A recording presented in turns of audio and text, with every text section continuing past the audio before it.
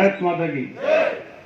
आज के इस कार्यक्रम में मंचासीन राजस्थान के आईजी सीआरपीएफ के सम्मान्य विक्रम जी, सम्मान्य पांडे साहब, सम्मान्य यादव साहब, सम्मान्य शेखावत जी, इस कार्यक्रम में उपस्थित कई किलोमीटर से साइकिल चलाकर और दिल्ली तक पहुंचने वाले सभी मेरे भाई कह सकता हूं मैं तो, क्योंकि मेरी उम्र भी आपके बराबर ही है, मेरे से कुछ कम ही होगी। लेकिन एक बात है कि हमेशा जंग अगर जीती जाती है तो वो जंग जोश से जीती जाती है, और अगर जोश नहीं है तो जंग नहीं जीती जा सकती।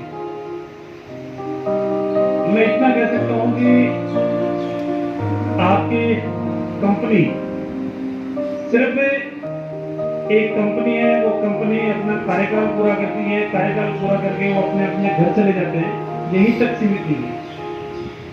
इस देश के अंदर आने वाले संकट, चाहे वो प्राकृतिक संकट हो, चाहे वो कृत्रिम संकट हो, और चाहे वो संकट दूसरे देशों से भी आए हुए हो, पूरी मजबूती के साथ, पूरे फौलादी जज्बों के साथ और पूरी ताकत के साथ उन समस्याओं के समाधान करने का काम करती है। सीआरपीएफ एक ऐसी अर्धसैनिक बल की टुकड़ियां हैं कि जो बताने वाली टुकड़ी है, लेकिन जब जुड़ती है तो इस देश के अंदर चाहे आतंकवादी गतिविधियां हो, चाहे 1962 की लड़ाई हो, 1965 की लड़ाई हो, और उन सारी लड़ाइयों के अंदर पूरी बॉर्डर के ऊपर पूरी मजबूती के साथ दुश्मन को चने चबाने का काम आप सबके पराक्रम की वजह से हो पाया। और आज देश अगर सुरक्षित है, कई घटनाएं ऐसी घटित होती है देश के अंदर कि बाढ़ आ गई, कौन जाएगा? सीआरपीएफ की टुकड़ियां भेजो। कानून व्यवस्था कहीं बिगड़ गई, कौन बहाल करेगा? सीआरपीएफ की टुकड़ियों को भेजो।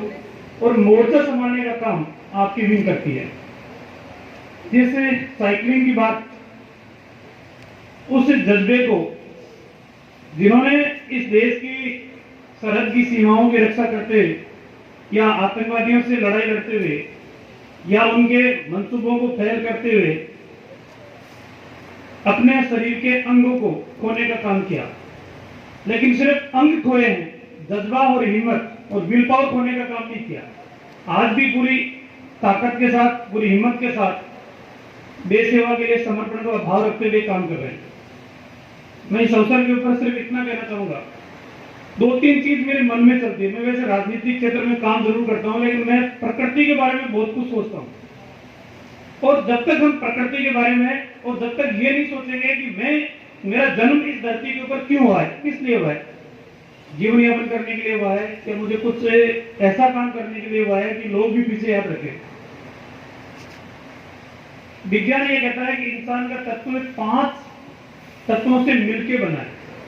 इसमें धरती भी है, आकाश भी है, अग्नि भी है, जल भी है, वायु भी है।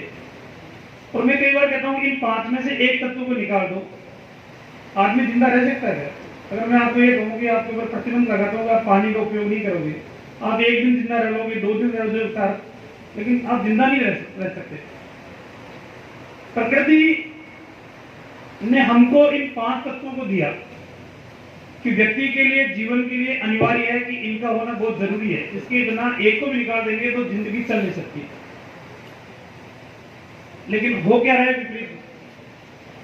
जैसे हम किसी साहूकार से 10,000 रुपये आपने उधार ले लिए, या अपने मित्र से 10,000 रुपये उधार ले लिए, अगर समय सीमा में नहीं दोगे तो वो तगाजा करेगा। तगाजे से भी आपने नहीं दिए तो वो कानूनी कार्रवाई करेगा। कानूनी कार्रवाई से भी अगर नहीं मिले उसको पैसे, तो हो सकता है वो आपसे टकराव की मुद्रा के अंदर आ जाए, लेकिन वो आपके उधार को छोड़ने वाला नहीं है। कर्म हमारे दोस्त का, मैं मानता हूं, इस चीज को भी स्वीकार करता हूं कि हम जिनके लिए जिंदा हैं वो हमारी कितनी परवाह कर रहे हैं।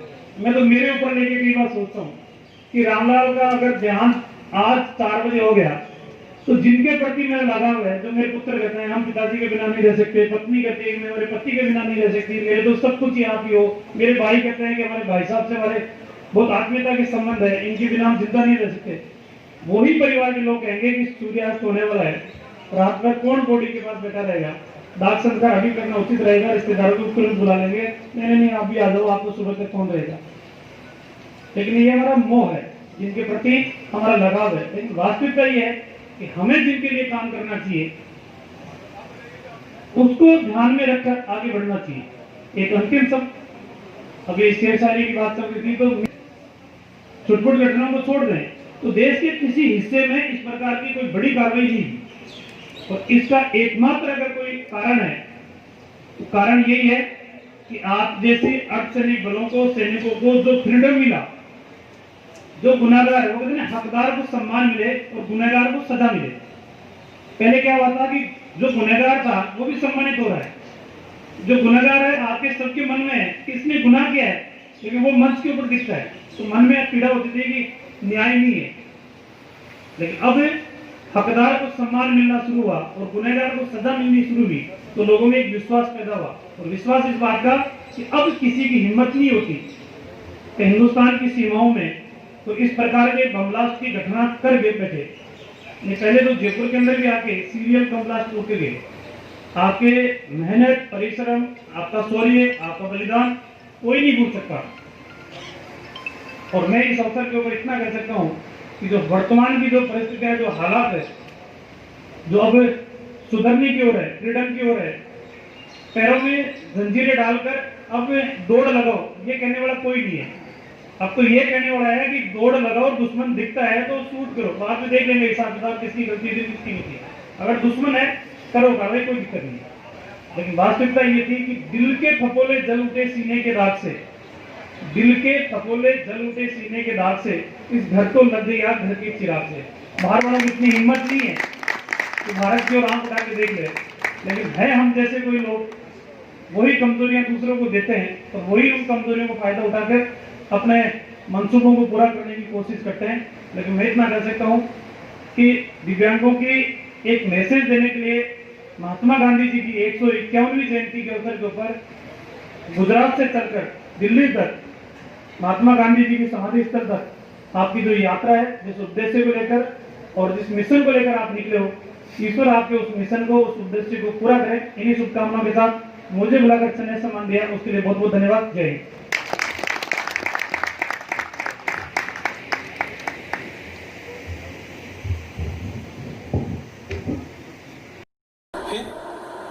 इसके ऊपर में जो चीज़ है सेम उसी पोजीशन में आएगा। मैं इसको यहाँ पे जूम करके दिखाता हूँ।